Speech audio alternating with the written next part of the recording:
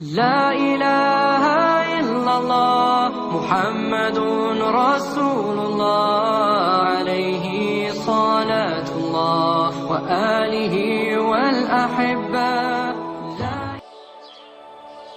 Assalamualaikum warahmatullahi wabarakatuh. Semoga kita selalu dalam rahmat dan ampunan Allah Subhanahu wa taala. Sahabatku sekalian, kita lanjutkan kisah tentang kelahiran Maryam, Ibunda Isa alaihissalam. Silahkan menyimak. Nah, kembali ke ibundanya Siti Maryam, ke Hana. Tatkala dia mengucapkan nazarnya, Imran pun kaget, sang suami. Seraya berucap dia, "Hei, kenapa kamu berkata seperti itu? Padahal kita belum tahu bayi yang ada di perutmu itu laki-laki atau perempuan." Mendengar perkataan sang suami, Hana pun tersentak. Iya ya, dia sudah terlanjur mengucapkan nazarnya.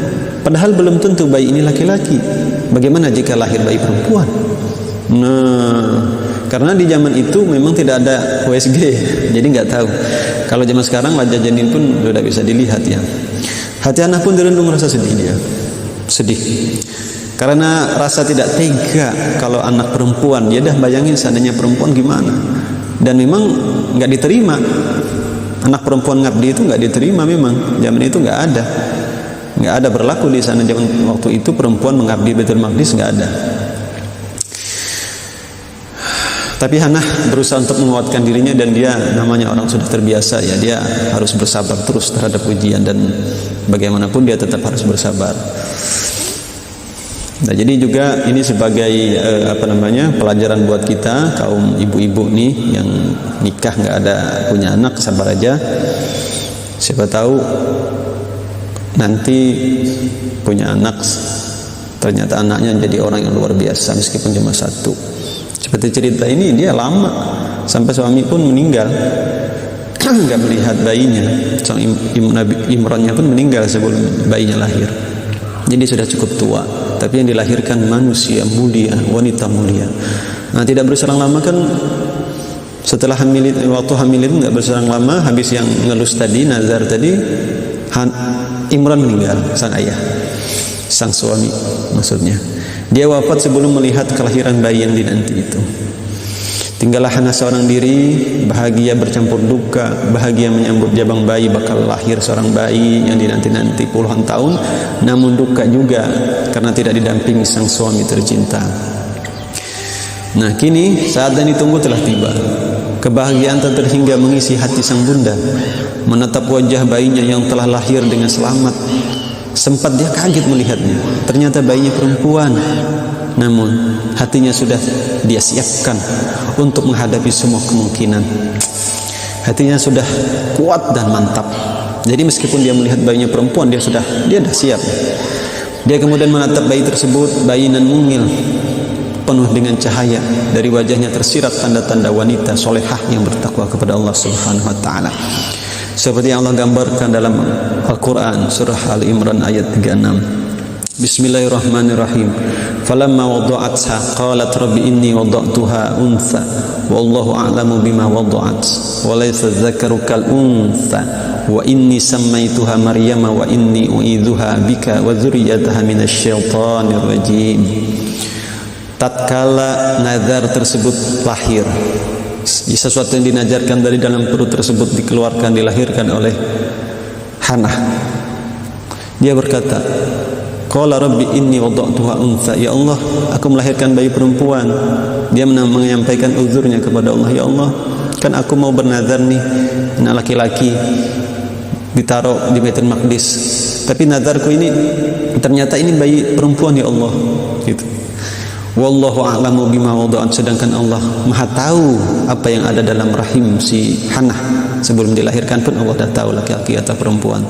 Kemudian Hana melanjutkan, walaysa dzakaru kal untha, ya Allah, perempuan dan laki-laki itu beda, enggak sama. Maksudnya ini kalau dia perempuan ini kan taruh di Baitul Maqdis, gimana ya Allah gitu. Tapi gimana lagi, nazar sudah diungkapkan, sudah diucapkan, ya tetap harus dia tunaikan. Wa inni sammaituha Maryam, dan saya ngasih nama dia Maryam. Kata si ibundanya, ku kasih dia nama Maryam. Maryam itu artinya apa? Maryam itu bukan bahasa Arab. Maryam itu bahasa orang beliau-beliau saat itu, bahasa Ibrani. Maryam artinya wanita yang ahli ibadah, abidah, khadimah. Jadi pelayan dan ahli ibadah gitu. Jadi dikasih nama Maryam.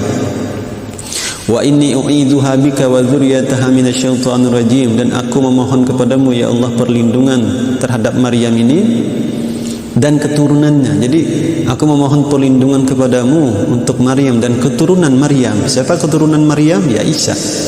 Itu aja dua. Minasyaitonir rajim, dari syaitan. Syaitan itu artinya orang yang terlaknat.